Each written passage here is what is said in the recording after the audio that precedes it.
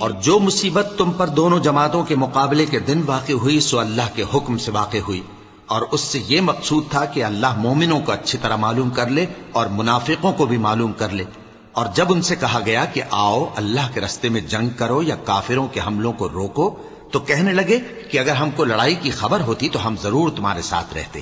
یہ اس دن ایمان کی نسبت کفر سے زیادہ قریب تھے، منہ سے وہ باتیں کہتے ہیں جو ان کے دل میں نہیں ہیں، اور جو کچھ یہ چھپاتے ہیں اللہ اس سے خوب واقف ہے۔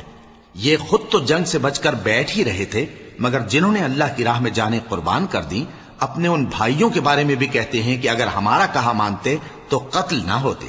کہہ دو کہ اگر سچے ہو تو اپنے اوپر سے موت کو ٹال دینا۔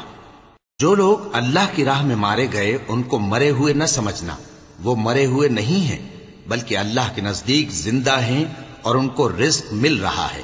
جو کچھ اللہ نے ان کو اپنے فضل سے بخش رکھا ہے اس میں خوش ہیں، اور جو لوگ ان کے پیچھے رہ گئے اور شہید ہو کر ان میں شامل نہیں ہو سکے ان کی نسبت خوشیاں منا رہے ہیں کہ قیامت کے دن ان کو بھی نہ کچھ خوف ہوگا اور نہ وہ غمناک ہوں گے۔